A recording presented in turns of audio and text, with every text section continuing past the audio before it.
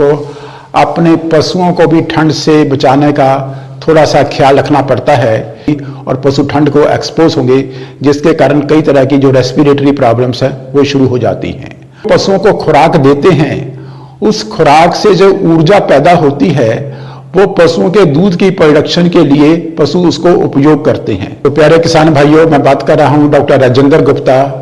Innovation AI institute Bathinda से। तो आज हम बात करेंगे, जैसा कि आप लोग जानते हो कि गर्मियों का सीजन ऑलमोस्ट खत्म होने जा रहा है और ठंड की सर्दियों का जो शुरुआत होने जा रही है और आपके दरवाजे पर ठंड दस्तक दे रही है। तो उसमें हम लोगों को अपने आप को ठंड से बचाना है, लेकिन उसके साथ साथ हम लोगों को अपने पशुओं को भी ठंड से बचाने का थोड़ा सा ख्याल रखना पड़ता है, क्योंकि जब ज़्यादा ठंड उतरती है, नॉर्मली हम लोगों का रूटीन क्या होता है कि गर्मियों के दिनों में हम पशुओं को 2-2, 3-3 बार नहलाते हैं। स्पेशली जब दोगली गायों को सुबह भी नहलाया जाता है, दोपहर को भी और शाम को भी नहलाया जाता है। लेकिन जैसे ही सर्दी शुरू होती है तो आप सभी किसान भाइयों से ये रिक्वेस्ट है कि आप लोगों अपने पशुओं को सुबह नहाने के बजाय थोड़ा सा लेट, जब धूप निकल जाती है तब अपने पशुओं को दिन में एक बार ही नहलाएं। अगर आप लोग इस ठंड के दिनों में पशुओं को बार बार नहलाएंगे तो उसमें ठंड होने की प्रतिक्रिया ज़्यादा होगी और पशु ठंड को एक्सपोज होंगे, जिसके कारण कई तरह की जो रेस्पिरेटरी प्रॉब्लम्स है वो शुरू हो जाती हैं। और दूसरी बात जो मैंने देखी है, ठंड के दिनों में हम लोग कई बार पशुओं को ताज़ा पानी पिलाते हैं, लेकिन जो नीचे से पानी ज़मीन से निकलता है वो पानी तकरीबन उसका टेम्परेचर ठंडा ही होता है और पशु गर्मियों में ठंडा पानी पीना ही पसंद करते हैं। लेकिन अब सर्दियों की शुरुआत हो चुकी है।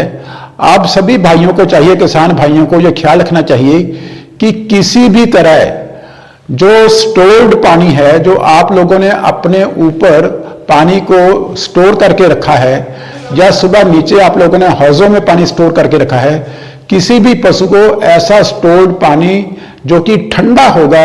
वो पशु को बिल्कुल भी नहीं पिलाना चाहिए, क्योंकि ठंडा पानी पीने से पशुओं को ये रेस्पिरेटरी प्रॉब्लम्स बहुत ज़्यादा होने लगती हैं। इसलिए सभी किसान भाई या सभी डेयरी फार्मर्स अपने पशु को जब भी पानी पिलाना है उसको बिल्कुल फ्रेश और ताज़ा पानी पिलाना चाहिए, जिसका तापमान ठंडा बिल्कुल नहीं होना चाहिए। इस तरह आप अपने पशुओं को कम से कम ठंड के कारण, ठंडा पानी पीने के कारण बीमारियां होती हैं, उससे अपने पशुओं को बचा पाओगे। और तीसरी एक बात और है, जैसे जैसे ये सर्दी बढ़ती जाएगी तो वैसे वैसे हम जो पशुओं को खुराक देते हैं, उस खुराक से जो ऊर्जा पैदा होती है वो पशुओं के दूध की प्रोडक्शन के लिए पशु उसको उपयोग करते हैं। लेकिन जब ज़्यादा ठंड पड़ेगी तो पशु की काफ़ी एनर्जी जो हमारे खाना देने से पशु के शरीर के भीतर पैदा होती है, उस ठंड को कंपनसेट करने में काफ़ी सारी एनर्जी वेस्ट हो जाती है और जिसके कारण पशु की दूध की प्रोडक्शन फॉल होने लगती है। जैसे जैसे डिग्री ऑफ टेम्परेचर का ज़्यादा बढ़ते जाएगा, ज़्यादा तापमान कम होता जाएगा, वैसे वैसे पशु कोल्ड के स्ट्रेस में ज़्यादा जूझेंगे और पशुओं के दूध की प्रोडक्शन कम होगी। अगर आप लोगों को ऐसे लगता है कि एनवायरमेंटल टेम्परेचर काफ़ी ज़्यादा कम होने लगा है, तो आपको अपने पशुओं को कम से कम 2-3 बातों का ख्याल रखना चाहिए। गर्मियों के दौरान में हम लोग क्रॉस वेंटिलेशन अपने शेड्स में नॉर्मली बना के रखते हैं। क्रॉस वेंटिलेशन के कारण उनका जो हवा का आगमन है, हवा का आदान प्रदान है, बहुत खुले रूप से होता है और पशुओं को टेम्परेचर नॉर्मली गर्मियों से हम लोग अपने पशुओं को बचा पाते हैं। लेकिन सर्दियों के दिनों में हम लोगों को जो हवा का आदान प्रदान है बिल्कुल ही बंद करना पड़ता है। इस बात को ध्यान में रखते हुए कि एनवायरमेंटल टेम्परेचर कितना कम आ गया है, आप लोगों को अपने शेडों को दोनों तरफ से पॉलीथीन शीट से या आप लोग गन्नी बैग्स की शीट बना के उसको दोनों तरफ से आप लोगों को ढक के रखना पड़ता है। लेकिन एनवायरमेंटल टेम्परेचर को देखते हुए दिन में हम लोग उसको खुला छोड़ सकते हैं, लेकिन सुबह और शाम को हम लोगों को दोनों तरफ से इनको ढक के रखना पड़ेगा, नहीं तो हमारे पशु ठंड को एक्सपोज होंगे और उसमें ठंड के लगने वाली जो रेस्पिरेटरी प्रॉब्लम्स हैं, जैसे कि निमोनिया की बीमारी होगी, गलघोटू की बीमारी होगी, तो ऐसे बीमारियों की चेष्टा बढ़ जाती है और दूध की प्रोडक्शन भी कम हो जाती है। लेकिन इसके साथ साथ आप लोगों को एक बात और बताना चाहता हूं, आप लोग जो बंदोबस्त करोगे ठंड से बचने के लिए, ठंडा पानी ना पिलाना, पशुओं को सुबह सवेरे ना नहलाना, क्रॉस वेंटिलेशन का ख्याल करना, लेकिन उसके साथ साथ जो पशुओं को डाइट, जो खुराक आप लोग आजकल दोगे, उसमें कम से कम एक दिन छोड़ के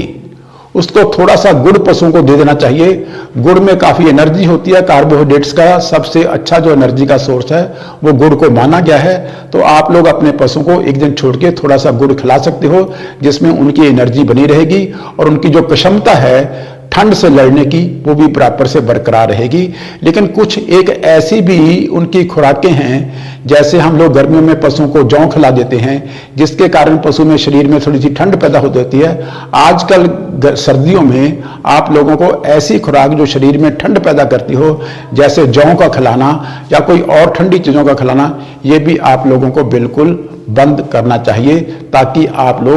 लोगों के पशु ठंड में बिल्कुल महफूज रहें और ठंड से जूझने की जो उनकी प्रक्रिया है, बॉडी की जो इम्यूनिटी है, वो प्रॉपर से बरकरार रहे और उसको कोई भी ऐसी बीमारी ना पनपे जो ठंड के दिनों में पशुओं को बढ़ने की संभावनाएं होती हैं। तो मेरा ख्याल है कि आप सभी किसान भाई अपने पशुओं को ठंड से बचने के लिए इन सभी बातों का अच्छे से ख्याल करोगे। Thank you so much.